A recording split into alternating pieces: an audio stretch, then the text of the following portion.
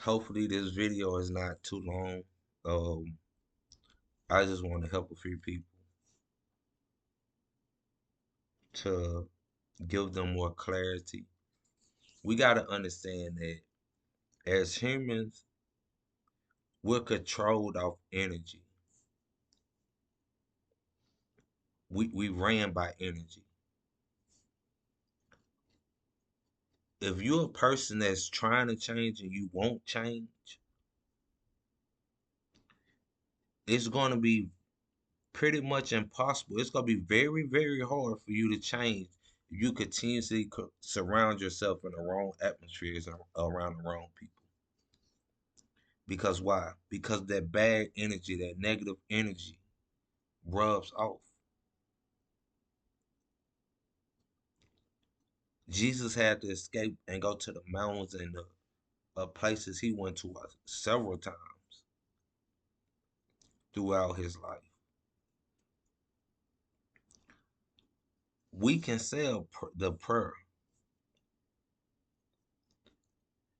but to be real with you, we really gotta truthfully believe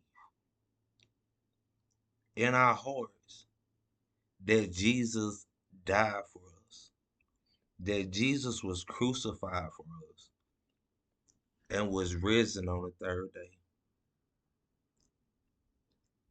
We gotta wholeheartedly believe that.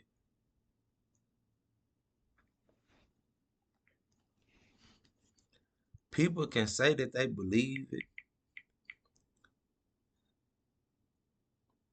but that don't mean that they do.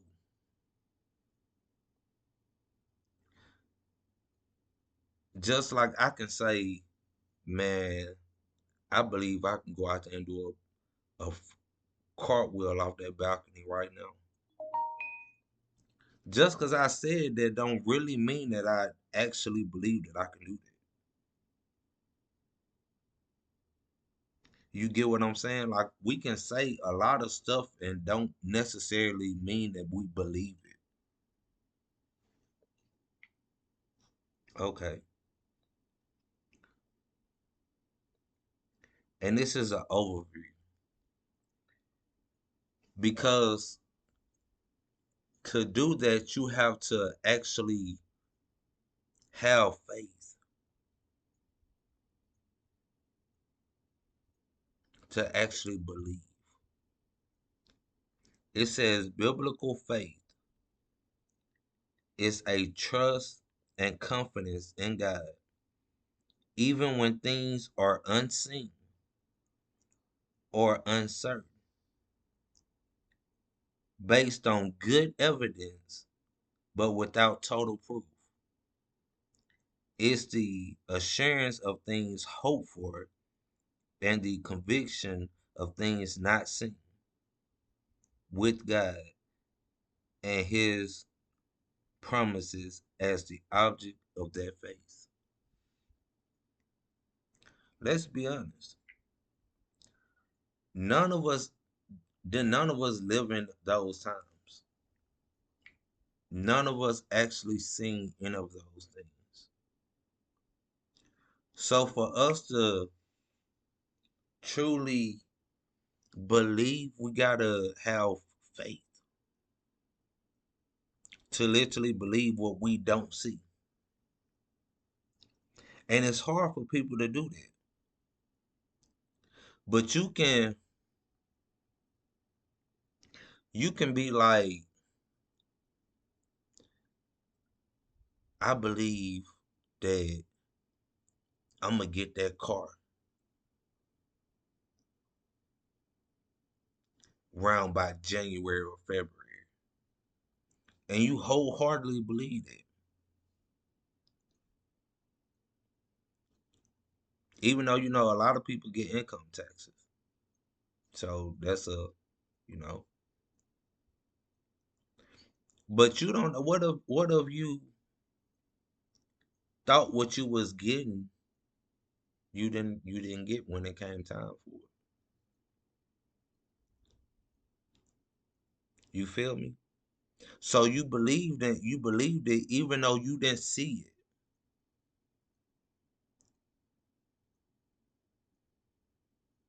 but you still have faith that you're going to get that car. You have faith in your income taxes. You have faith that the IRS was going to give you what you supposed to get. You have faith that when nobody go hack anything or do anything out of the ordinary. You have faith in everything. You have faith in that job that you work in, that you was gonna work there the rest of the year. You had already calculated and estimated what you was getting, and you believe that you was gonna get that car. It took faith for you to believe that because you didn't see it yet. So we got to do the same thing with Jesus. Even though we don't see things, things are unseen. To believe, you got to have faith. Faith is things that are not seen but are hoped for.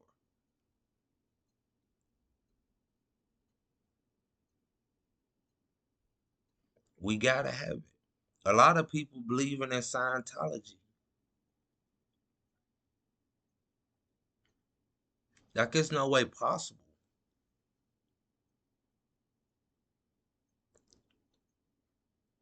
We had to come from something mighty. We had to come from something out of this world. We had to come from something loving. Because the things that we have done in life and do in life, we would have been got our life took away.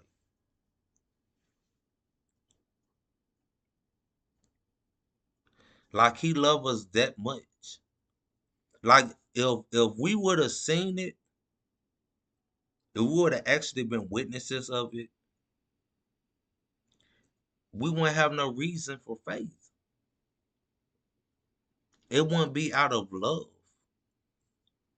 that we believe in Jesus. It'll just be out of really conviction. It's like something that you gotta do because you seen it.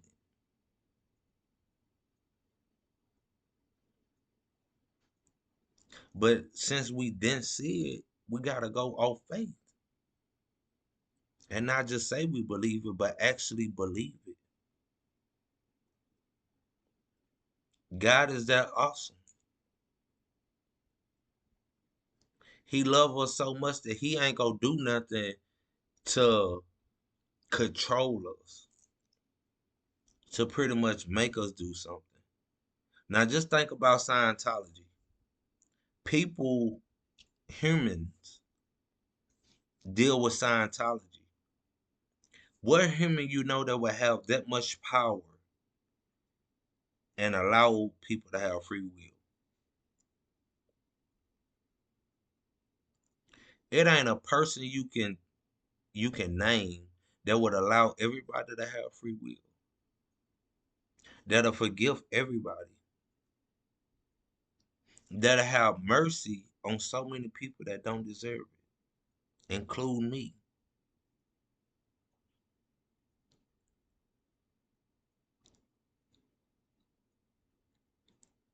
It's not human.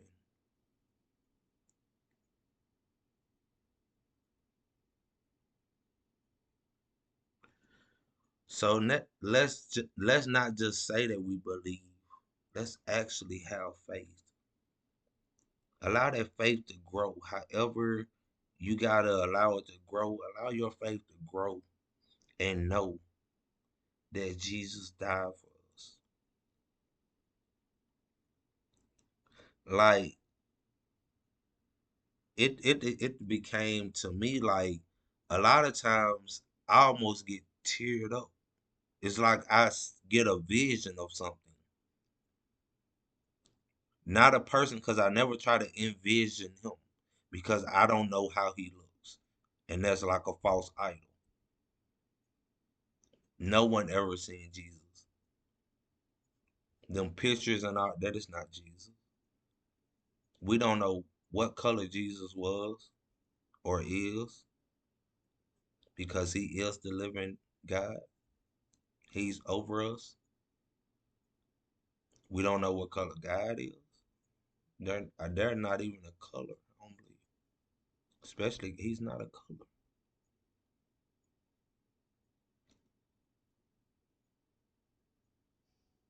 So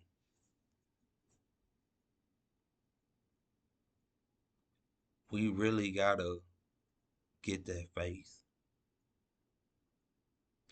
and watch who you hang around, because you could be hanging around so many people that don't want you to believe him, because they're being controlled by the devil and by his army, the demons. They have so many. It's a lot of people that have so many demonic attachments on them. If you can actually look inside of them and see, you'll be scared. They're really not them. That's why they so wishy-washy,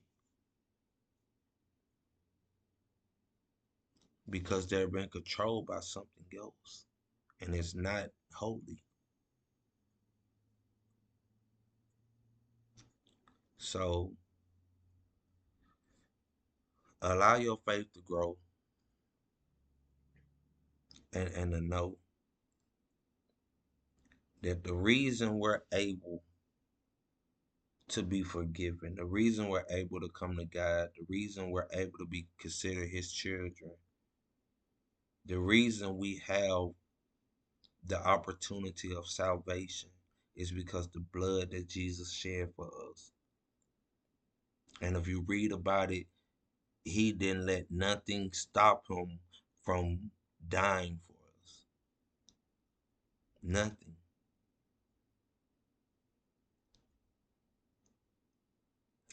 It's in Matthew, I want to say chapter 5. The verse, it was a verse above one of the verses. Jesus asked him, "Who do you think? Who do they say that I am?" A lot of people, a couple of them said, "Oh, the Pharisees or such and such say that you John the Baptist. Some say you Elijah. Others say that you're just a prophet."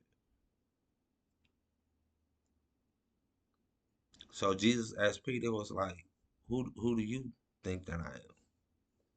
And he said that you're the Son of God. You're the Son of the Most High. Right after that, Jesus set his disciples down and told them that he was fixing to have to prepare for his death, that he was going to be killed, he was going to be handed over. The same person that just said that they believed that he was the Son of God. They knew he was the one, the Messiah. That same person, when he said that the next verse, or now the next, it's the next verse. When he said that, they literally tried to, and he been walking with Jesus. He know the power that Jesus got. He literally tried to take Jesus and rebuke him. He said, "Because for this should not happen to you." And Jesus clearly looked at him and said, "Peter," he said, "Peter,"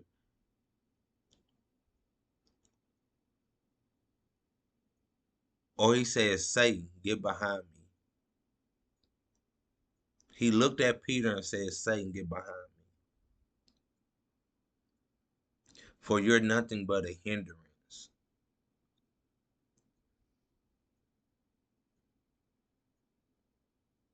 Literally.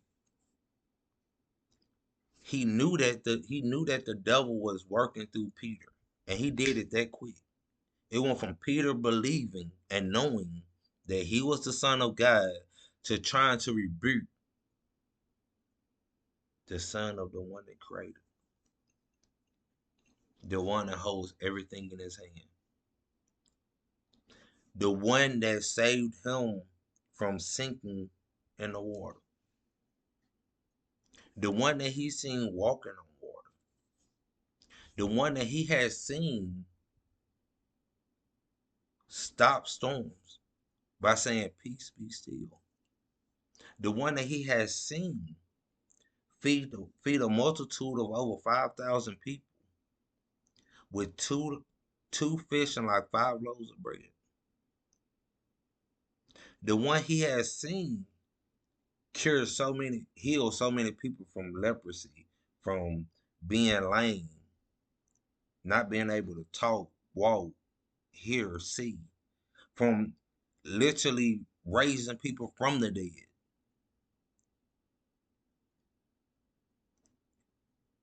See how quick the devil can get in a person? Or one of his demonic workers can get in a person? If they will try to rebuke Jesus, what do you think he will try to do through us now? He tried to rebuke Jesus. He know he can't do nothing with him. And Jesus literally called him out and said, "Satan, get behind me." He looked at Peter and said, "Satan, get behind me, for you're nothing but a hindrance." Because he knew it wasn't Peter. See, you got to look at things and you got to know. Look at life. Look at life. Scientology cannot do nothing with the sun and the moon. The sunset, sunrise, the moon. Scientology can't do nothing with that. That is God.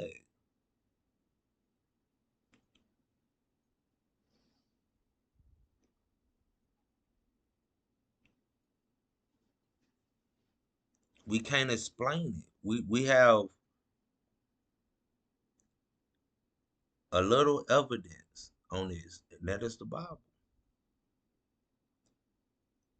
But at the same time, you still should believe because you know it's the truth. Stop believing lies.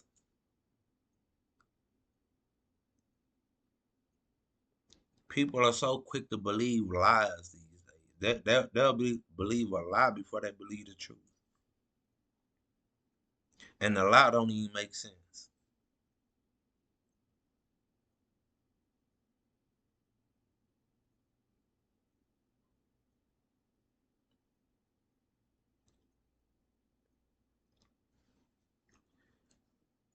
I just want, when all this is said and done, when all this is over with, I want all of us to be in that wonderful place that he has prepared for us.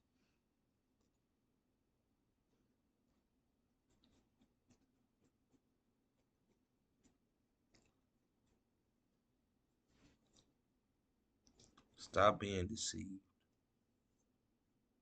please. If you're over 25 and you got kids and you've been living the club life and doing all that other stuff, come on, bro. You to live your life. Now you gotta live for your kids. Do it right. The right way is God's way. We to live our life our way. What did it do for us? It should come a time in your life when you get to a certain age and you be like, okay, I no longer want to live my life my way. I want Jesus to live through me, speak through me.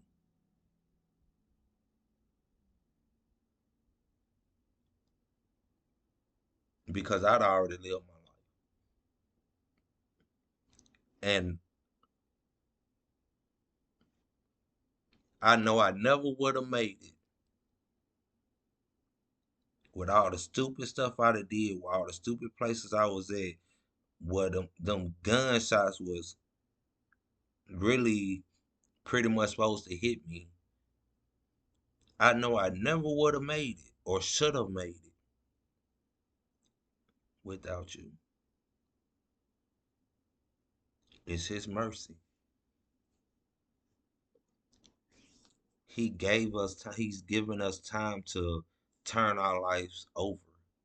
He's not trying to control it. He just wanted to be better. And what's better than a person that knows everything? Not just about you, but about everything. He died for us. Allow him to live through you. He said, if you give up your life for me, then you pretty much alive. If you die to yourself, then you're pretty much alive in me.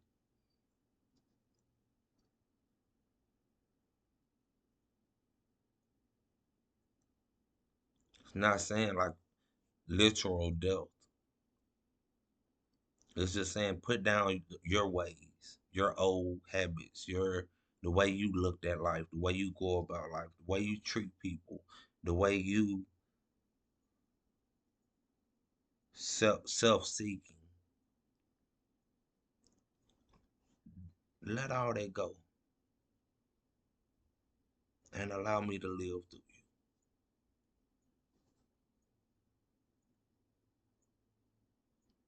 Because we all got a spirit, but ain't nothing better than that Holy Spirit. So only one that can be everywhere. The advocate. I promise y'all it's the best spirit to have.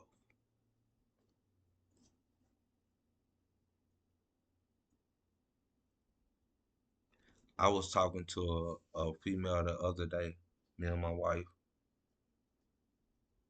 And I want to tell her like it's gonna get to the point to when you're changing, you're transitioning your lifestyle. You're going to be bored, and it's gonna hit your mind like, man, I'm so bored. Ain't nothing to do. But that's the enemy, cause he wants you to go back. He wants you to think like, man, I'm gonna go back and go over here.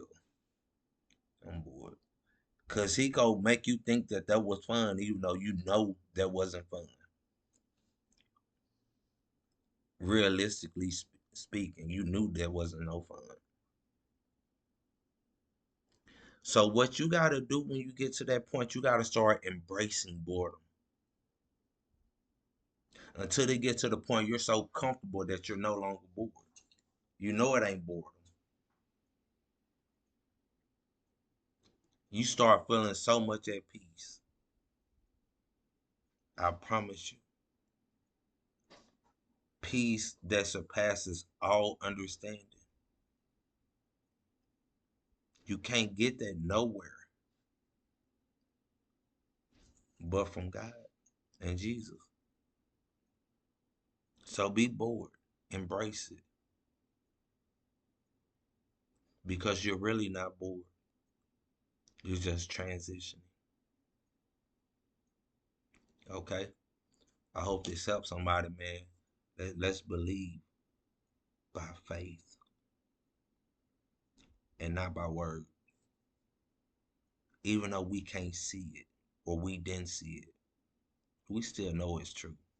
Deep down, you know it's true. There's no way possible it can't be. I love y'all, man. Till next time.